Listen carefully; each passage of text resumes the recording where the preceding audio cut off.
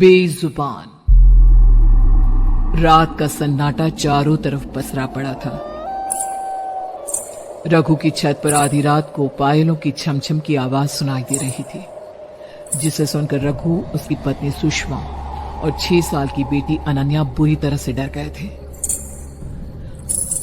छमछम की आवाज ऐसी लग रही थी जैसे कोई सीढ़ियां उतरकर नीचे की तरफ आ रहा था।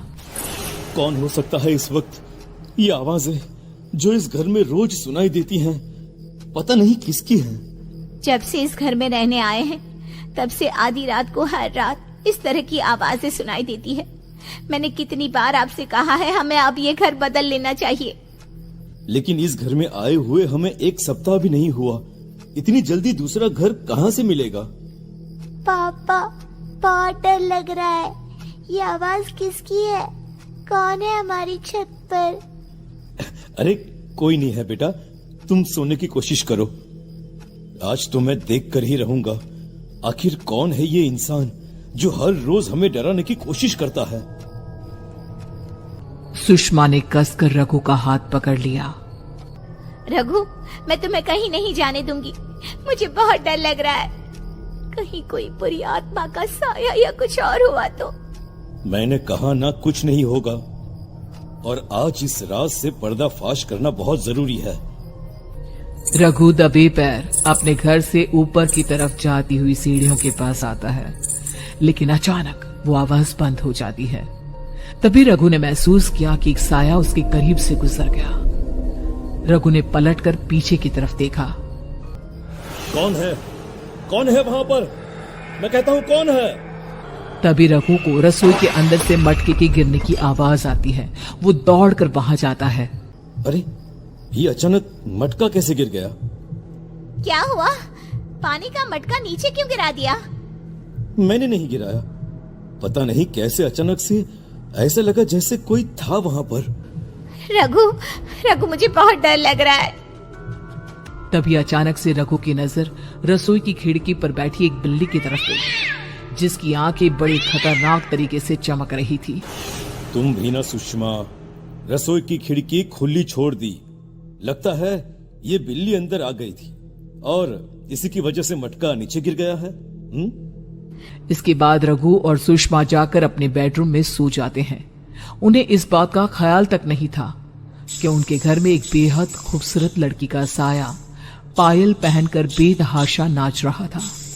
लेकिन उसकी पायलों की आवाज इस वक्त रघु और सुषमा के कानों तक नहीं पहुंच रही थी। अनन्या, जल्दी उठो बेटा, स्कूल के लिए देर हो रही है। देखो मैंने बाथरूम में पानी रख दिया है, पहले नहाना शुरू करो बेटा। मम्मा, आपने पानी ठंडा ही रखा है ना? मुझे इतनी गर्मी में ठंडे ठंडे पानी से नहाना है। मेरी रानी बिटिया, तुम्हें क्या लगता है जून के महीने में मैं तुम्हें गर्म पानी से नहलाऊंगी क्या? ओके मम्मा, मैं अभी नहा कर आती हूँ। अनन्या बाथरूम में जाती है और अगले ही पल उसके चीखने की आवाज सुनाई देती है। रघु और सुषमा बाथरूम में दौड़कर जाते हैं और उन्होंने देखा कि अनन्या का पूरा शरीर जल गया था। उसके शरीर पर फफोले पड़ चुके थे। ये क्या हुआ मेरी बेटी? ऐसे कैसे जल गई? अरे सुषमा, ये तुमने क्या किया? अनन्या के नहाने के टब में ये खोलता हुआ पानी भर दिया। वो नादान बच्ची उस टब में उतर गई और देखो देखो उसका क्या हाल हुआ है।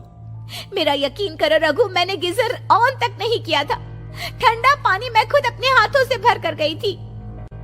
रघु की नजर गीजर की तरफ गई, जिसमें से लाल रंग का धुआं नजर आ रहा था। ये देखो सुषमा, तुमने गीजर भी खुला छोड़ दिया है, जिसकी वजह से इसमें से धुआं निकल रहा है। क्या कर रही हो तुम? मैं सच कह रही हूँ रघु, मैंने ऐसा कुछ नहीं किया। उधर दूसरी तरफ अनन्या बुरी तरह से रोए जा रही थी। शाम के वक्त जब अनन्या की तबीयत थोड़ी ठीक हुई तो सुषमा ने उसे सुला दिया। थोड़ी देर के बाद रघु और सुषमा भी अपने कमरे में जाकर सो गए। लेकिन रात के ठीक 12 बजे अचानक से सुषमा की आंख खुली। रघु उठो, अनन्या कहाँ है? थोड़ी देर पहले तो यही सो रही थी मेरे बाजू में। अरे जल्दी जाकर ढूंढो, मेरी बेटी की तबीयत वैसे ही ठीक नहीं है। कहीं नींद में उठकर इधर उधर चली तो नहीं गई? रघु और सुषमा अनन्या को ढूंढने के लिए पूरे घर में यहां वहां भागते हैं, लेकिन उन्हें अनन्या कहीं नजर नहीं आती। ठीक उसी वक्त छत के ऊपर से पायलों की आवाज आने लगती है। फिर से वही डरावनी आवाज, जैसे जैसे कोई हमारी छत पर पायल पहनकर नाच रहा हो। रघु, हमारी बेटी ठीक तो होगी ना? कहीं उसे कुछ। मेरे साथ छत पर चलो सुषमा, मुझे लगता है हमारी बेटी खतरे में है, हमें जाकर देखना होगा, चलो। रघु और सुषमा दबे पांव घर की छत पर जाते हैं। वहां का नजारा देखकर उनके पैरों तले जमीन खिसक जाती है। नजारा बेहद खौफनाक था।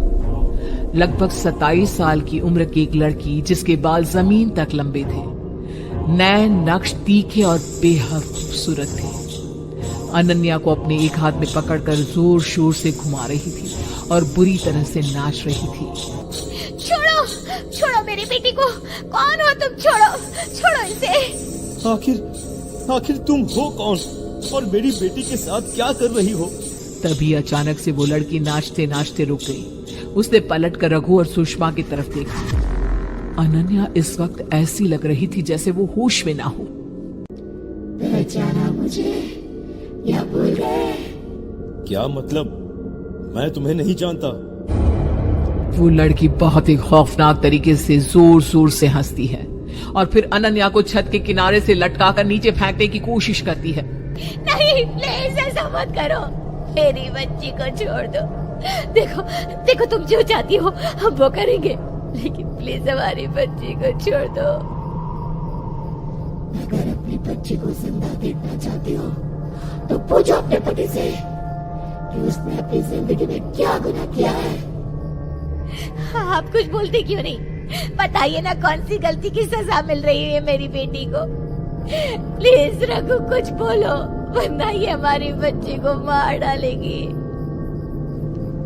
रघु सर से पैर तक पसीने में तरबतर हो चुका था।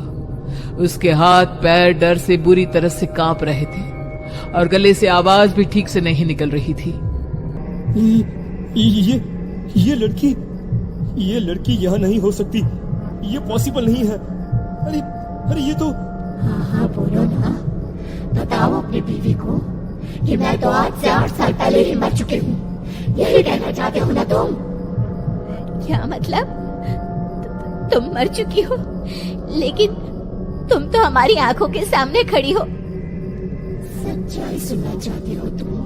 सुनो, तुम्हारे पति ने कॉलेज के टाइम पर मेरे साथ इतनी रैगिंग की, मेरा इतना अपमान किया, इतना मजाक उड़ाया, अपने दोस्तों के साथ मिलकर मेरे साथ वो किया, जिसकी वजह से मुझे अपनी जान देनी पड़ी।